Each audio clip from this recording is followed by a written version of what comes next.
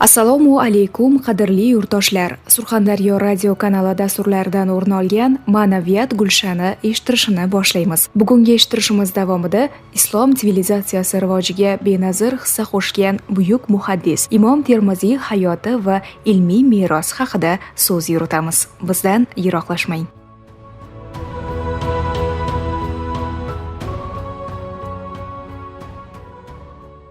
Muqaddas zaminimiz azaldan insoniyat tamadduni, ayniqsa islom dini va madaniyati rivojiga beqiyos hissa qo'shgan ulug' mutafakkirlarga beshik bo'lgan. Imom Termiziy ham o'z davrining buyuk olimi sifatida tanilgan va uning ilmiy yodgorliklari islom olamida bugungi kunda ham katta ahamiyat kasb etadi. To'liq ismi Abu Iso Muhammad ibn Iso at-Termiziy bo'lgan fiqhshunos olim 824-yilda Xuroson viloyatidagi Termiz shahrida tug'ilgan. U asosan hadisshunoslik sohasidagi ilmiy xizmatlari bilan mashhur. Biz Termiziylar yurtining farzandlari sifatida buyuk muhaddis bobomizning hayotidan muhim saboqlar olishimiz va bizga meros qilib qoldirgan asarlarini o'rganishimiz lozim. Shu maqsadda bugun studiyamizga Imom Termiziy Xalqaro ilmiy tadqiqot markazi ilmiy xodimi Jo'rabek aka Cho'tmatovni taklif qilganmiz. Avvalambor assalomu alaykum Jo'rabek aka. Dastlab bizga Imom Termiziyning ustozlari va zamondoshlari kimlar edi? Ularning ilmiy aloqalari haqida qanday manbalar mavjud? Shular to'g'risida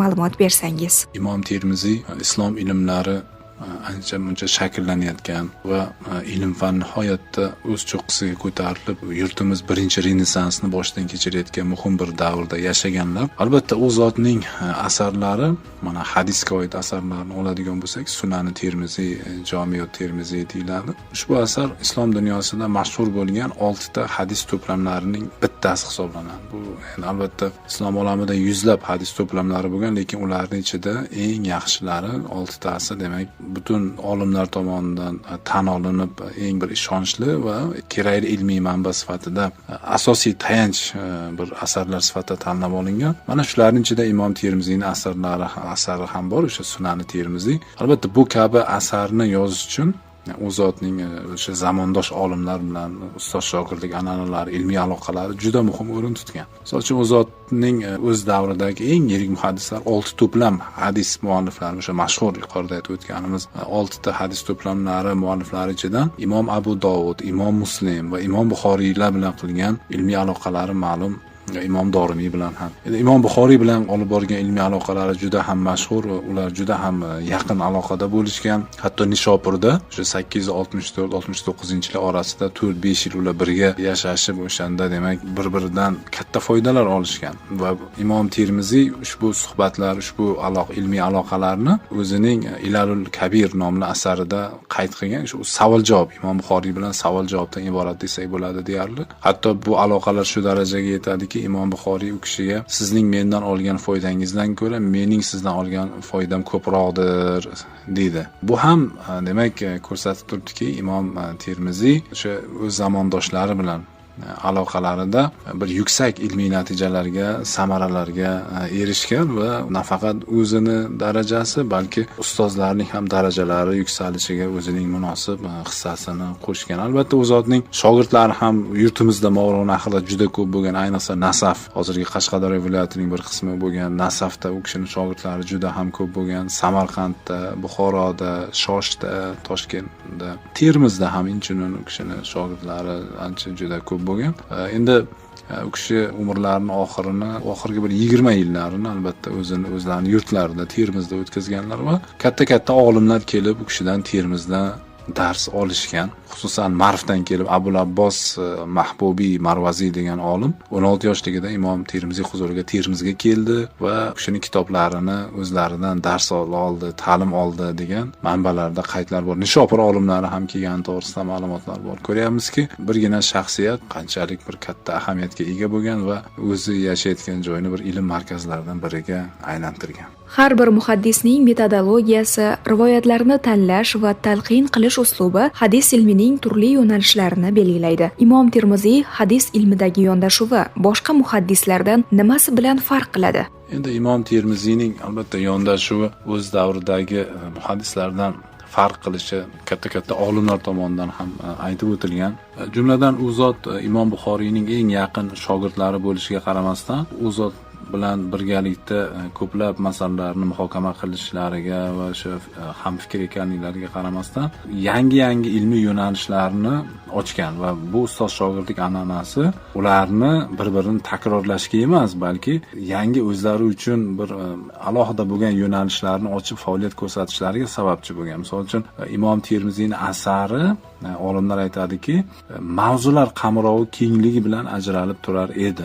Shuning uchun ham al-jomi' deb atalgan. Jomi' jamlovchi degan, ko'plab mavzularni o'zida jamlovchi, qamrab oluvchi degan ma'noni anglatadi. Misol uchun ham sunan deyiladi u kishining asarlari, ham jomi' deyiladi. O'sha sunan degani bu misol uchun shariatdagi amaliy hukmlarga oid hadislarni yiqqan mualliflar bu sunan mualliflari deyilgan. Ya'ni o'sha halol harom, oldi sotdi va mana shu kabi o'sha namoz o'qish qoidalari, ro'za tutish, zakot berish qoidalari, mana bunday amaliy munosabatlar haqida demak kitoblar, hadislarni mana shu yo'nalishda hadislarni jamlash bu sunan yo'nalishi deyilgan. Lekin mavzular qamrovini yana ham kengroq olgan holda, misol uchun axloq, odob kabi mavzular yoki insoniy fitnalar, Qur'on oyatlari tafsiri, tarixda o'tgan musulmon shaxslarning go'zal fazilatlari kabi keng mavzular ko'lamini qamrab olsa, o'shanga doir hadislarni ham qamrab oladigan bo'lsa, unday asarlarga jomi' ismi, jamlovchi ismi ham demak qo'llangan. Imom Termiziyning asari demak har ikkala nom bilan atalishi bilan sunan egalari deydi, o'sha Imom Abu Dovud, Imom Nasai, Imom Ibn Moja asarlaridan farq qilgan. Ko'ryapmizki, Imom Termiziy asari musulmon inson uchun har tomonlama bir qulay qo'llanma shaklida taqdim etilgan. Chunki undan ham amaliy munosabatlarni o'rganish mumkin. Shu bilan birga o'sha axloq, odob va boshqa juda keng mavzular doirasida demak hadislar bilan, rivoyatlar bilan tanishish imkoniyati mavjud bo'lgan. Rahmat javobingiz uchun. Din va ma'naviyat masalalarida Imom Termiziy ijodi ko'pincha axloqiy me'yorlar va ma'naviy poklik masalalariga bag'ishlanadi. Imom Termiziy asarlarida inson qalbi, niyat va amallar o'rtasidagi bog'liqlikka qanday urg'u berilgan? Albatta, Imom Termiziy asarlari shunday asarlar turkumiga kiradiki, yer yuzida inson bor ekan, undan ushbu asarlardan foydalaniladi, ular o'qib o'rganiladi. Uning o'sha komil inson g'oyasi naqadar bir katta tushuncha ekanligini hammamiz yaxshi anglaymiz.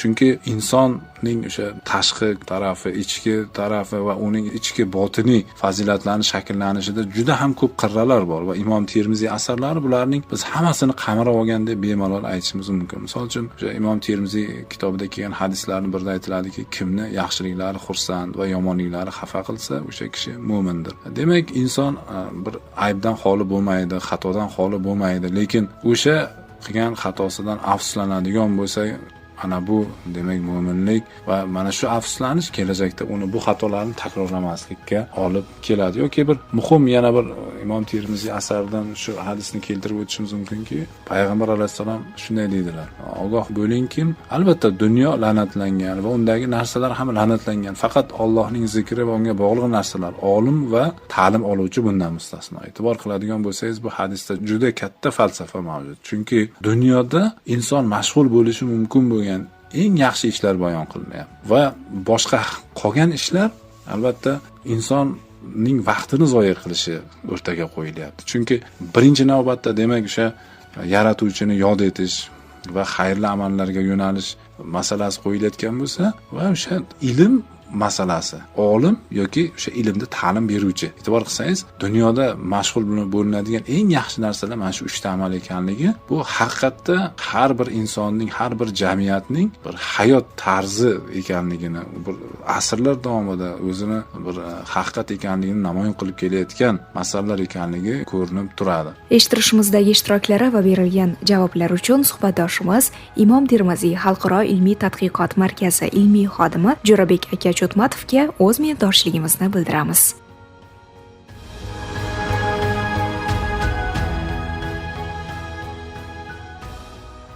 Xulosa o'rnida aytishimiz joizki, Allomaning asrlar davomida nafaqat olim va fuzolar, balki oddiy odamlar uchun dasturlamal bo'lib kelgan inson, insof, adolat va insonparvarlikni targ'ib etuvchi merosi hozirgi murakkab davrimizning ko'plab muammolariga yechim topishda muhim ahamiyatga ega. Prezidentimiz Shavkat Mirziyoyev ta'kidlaganlaridek, islom dini rivojiga ulkan hissa qo'shgan buyuk alloma vatandoshimiz Abu Iso Termiziy va Termiziy allomalarining benazir merosini ilmiy asosda chuqur o'rganish va xalqqa yetkazish o'ta muhim ishdir. Buyuk bobo kalonimizning hayoti va uning boy ma'naviy merosini chuqur va har tomonlama o'rganish ham ilmiy, ham amaliy jihatdan katta ahamiyatga ega. Shunday ekan, har birimiz Imom Termiziyning bizga qoldirgan ilmiy merosini chuqur o'rganib, Termiziy ajdodlarimizga munosib vorislar bo'lishga intilishimiz darkor.